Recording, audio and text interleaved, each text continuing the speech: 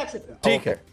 ठीक है। अब बड़ी खबर आपको बता दें, जो नेता कह रहे हैं वो तो कह ही रहे, लास्ट मिनट है, उसमें क्या बदलना है नहीं बदलना है, लेकिन सट्टा बाजार, एग्जिट पोल के पहले सट्टा बाजार से क्या बड़ी ब्रेकिंग आ रही है? किस पर सट्टा बाजार पैसा लगा रहा है?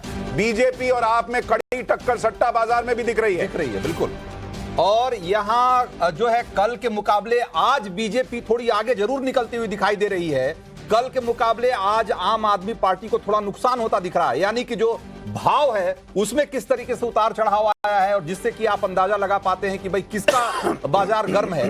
तो फलौदी सट्टा बाजार में बीजेपी बहुमत के करीब दिखाई दे रही है और आम आदमी पार्टी के आंकड़े थोड़े बहुमत से पीछे दिख रहे हैं।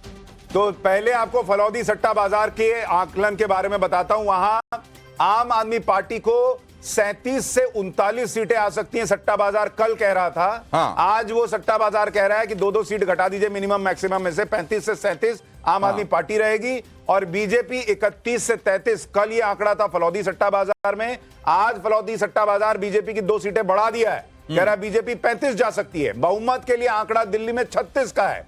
तो अगर सट्टा बाजार को आप देखिएगा तो सट्टा बाजार आम आदमी पार्टी को बहुमत दे रहा है। लेकिन शेखर सर, अगर ये 36-37 टाइप का मामला रहा तो सरकार आप बना पाएगी? ये बड़ा मुश्किल लग रहा है, फिर तो बड़ा मुश्किल लग रहा है। मुझे लगता है इस बार दिल्ली की जो जनता है वो चाहेंगे आम आदमी पार्टी एक बहुत स्ट्रांग ऑपोजिशन बन के आए, एक बार बाहर बैठे, और मुझे लगता है चेंज की माहौल। मतलब आपको लग रहा है इतना ही क्लोज फाइट है जितना सट्टा बाजार बता रहा है? अगर सट्टा बाजार ही बता रहा है कि इतना क्लोज फाइट है, तब इसका मतलब वो जो आम आदमी पार्टी की जो पहले प्रोजेक्शन थी कि 50-55 तक आएंगे, वो वाला दिखाई। अच्छा, एक चीज मैं दर्शकों को बता दूं, ये वही फलौदी सट्टा बाजार है जिसने पिछली बार 2020 में आम आदमी पार्टी के लिए 55 सीट प्रिडिक्ट की थी और आम आदमी पार्टी को 62 सीट आई थी। तो जितना प्रिडिक्ट किया था उसके कमोबेश आसपास था, लेकिन आम आदमी पार्टी की सीटें बड़ी भी आई थी। इस बार आम आदमी पार्टी को 35-37 सीट की बात हो रही है, लेकिन इस बार क्या बढ़ेगा वो आंकड़ा नहीं बढ़ेगा, ये अब आने वाले दिनों में पता चलेगा। और एग्जिट पोल के आंकड़े भी आने वाले हैं 6:30 बजे से। उससे पहले रंजीता के पास चलते हैं। रंजीता, आपको क्या ग्राउंड से रिपोर्ट मिल रही है?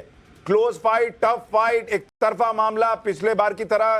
क्या लग रहा है, आज का सेंस क्या है आपका वोटिंग पैटर्न को देखने के बाद?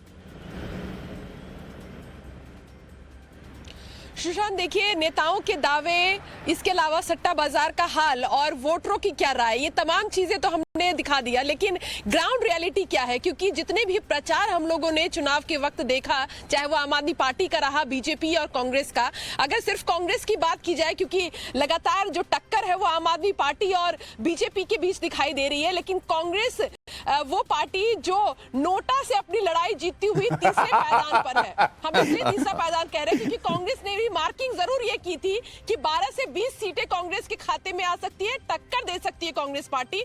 लगभग जो अनुमान है वो ये कि 2 सीटों पर कांग्रेस जीत ला सकती है। ठीक है, एक छोटा सा ब्रेक लेना है रंजीता, लेकिन ये बताइए, जब मैंने सवाल पूछा आप मोबाइल देख रही थी, खबर पढ़ रही थी या सट्टा बाजार में पैसा लगा रही थी? मुझे लगता है सट्टा बाजार में पैसा लगाने का समय आ चुका है, स्क्रीन पर अब खबर देखने का वक्त है। कहीं ना कहीं ये थी कि कांग्रेस की भी चीजें निकल के आनी चाहिए कि आखिर कांग्रेस जो है वो अनुमान ये लगा रही है कि जो वोटिंग परसेंट है वो बढ़ जाए, कांग्रेस पार्टी इसी में खुश हो जाएगी। तो क्या कृष्ण अग्रवाल, आप लोगों ने बहुत मुश्किल खड़ी की, बहुत प्रयास किया, पैसा बांटा, वो बांटा, सब किया, लेकिन आम आदमी पार्टी की प्रवक्ता कह रही है कि जीत तो वही रही है। नहीं, देखिए, हमने किसी के लिए मुश्किल नहीं खड़ी की है। आम आदमी पार्टी के अपने कारनामे हैं जिनने उनके लिए मुश्किल खड़ी की है। अगर एक्साइज घोटाला करोगे, शीश महल में रहोगे और जनता के लिए यमुना साफ करने का 5 साल में प्रतिज्ञा करोगे, नहीं तो वोट नहीं देना, और अब कहोगे 5 साल और दे दो, तो ये मुश्किलें इसी बात की है। आप जो प्रॉमिस कर रहे हैं उसको डिलीवर नहीं कर रहे। गवर्नेंस, देखिए, दिल्ली एक ऐसा शहर है जहां गवर्नेंस महत्वपूर्ण है और वो गवर्नेंस में कंप्लीट फेलियर है। जो भारतीय जनता पार्टी की बजट देख लीजिए, भारतीय जनता पार्टी का डिलीवरी का देख लीजिए, इसके कारण हम जीत रहे हैं। ये तो बिल्कुल हवा में बैठे हुए थे कि हम जीत रहे हैं, हमें अब ठीक है, हवा निकल गई। चलिए, आप और बीजेपी दोनों तो लगातार कह रहे हैं चुनाव में हम जीत रहे हैं। जगदीश शर्मा हमारे साथ कांग्रेस से हैं। जगदीश भाई, आप लोगों की भी कोई उम्मीद है सरकार बनाने की? देखिए सुशांत और रंजीत भाई, आपसे एक बात बताना चाहता हूं। मैं सुबह से त्रिनगर क्षेत्र में काम कर रहा था, वहीं की बात चल रही थी कि झूठों को बाहर करो। आप सुबह जब मैंने टेलीविजन देखा तो अमित शाह जी ने अपील करी वोट झूठों को मत देना। मुझे बहुत अच्छा लगा। मुझे लगा कहीं ना कहीं गृह मंत्री जी कांग्रेस को वोट देने की बात करें। उसके बाद कुछ देर बाद देखा कि अतिथि मुख्यमंत्री और सौरभ भारद्वाज काली माता मंदिर, सुनो, काली माता मंदिर गए, वो बोले कि वोट काम करने वाले को देना है। यहां भी मुझे अच्छा लगा, काम तो शिला ने करा है तो उनको वोट। मुझे लगता है कि बीजेपी और आप पार्टी कांग्रेस के वोट मांग रही है। हमारे नेता राहुल गांधी, प्रियंका गांधी तो मांग रहे हैं, ये भी इसीलिए लगे हैं। आप लोग सब कहते थे कांग्रेस कहीं रेस में नहीं है। 3 दिन में ऐसा चमत्कार कर दिया भाजपा और आपकी दोनों की डुगडुगी बच गई है। कोई बहुमत पाने वाला नहीं है। जब तक हम नहीं रहेंगे सरकार भी नहीं बनेगी। लेकिन अब तो 10 साल हो गए जगदीश शर्मा, 10 साल। मुझे लग रहा है कि इतना लंबा अरसा हो गया कि दिल्ली के लोगों को कांग्रेस भी कोई पार्टी याद भी होगी, है भी नहीं, पता नहीं। देखिए जगदीश भाई की जो ये सत्य बोलने की आदत है मुझे अच्छी लगी। उन्होंने खुद मान लिया कि कांग्रेस सरकार बनाने की स्थिति में नहीं है, वो बनवाने की स्थिति में। तो वो खुद मान रहे हैं कि भाई 5-10 टाइप की सीट आएगी, हम असेंबली होगी और हम सरकार बनवाएंगे। मैं भी कह रहा हूं किसी के साथ नहीं जाएंगे, किसी के साथ नहीं जाएंगे। देखेंगे जैसे सर, ये आप पहले भी बोले थे देश को बिकते हुए। ये आप पहले भी बोले थे कि हम नहीं जाएंगे और उसके बाद केजरीवाल से सट गए। किसी के साथ नहीं जाएंगे। हाँ तो नहीं, पहले नहीं बोले थे। मैं अभी चुनाव के पहले क्या समीकरण थे चुनाव के दौरान? जगदीश भाई, यही केजरीवाल की गिरफ्तारी पर आप लोग छाती पीटे थे। अब राहुल गांधी कह रहे हैं कि इन्होंने शराब घोटाला किया है। तो पहले किस बात की छाती पीट रहे थे ना? ये नहीं चलेगा। देखिए हम विष्णु के अवतार तो है नहीं भाई, गलती इंसान से होती है। विष्णु के अवतार हो तो हम भी कहते गलती नहीं हुई है, गलतियां इंसान से होती हैं। हम विष्णु के अवतार नहीं है। तारिक खान हमारे साथ सपा के प्रवक्ता हैं। तारिक भाई, एक तो दिल्ली में आप लोगों ने केजरीवाल के लिए वोट मांगे हैं, राहुल गांधी को आप लोग साइड क्यों कर दे रहे हैं, ये थोड़ा समझाइए। और आपके हिसाब से कांग्रेस आपकी दोस्त जो है वो जीतेगी या आप जीतेगी? और वहां मिल्कीपुर की क्या रिपोर्ट आ रही है सर? जिसको हमने सपोर्ट किया है, सोच समझ के किया है, तो मुझे लगता है कि वहां पर आम आदमी पार्टी जीतेगी। और दूसरी बात, मिल्कीपुर में एक आदमी, शायद बाबा साहब ने अधिकार दिया था 1 वोट डाले, बीजेपी 6 वोट डलवा रही है एक आदमी से। वीडियो आपने देखा होगा।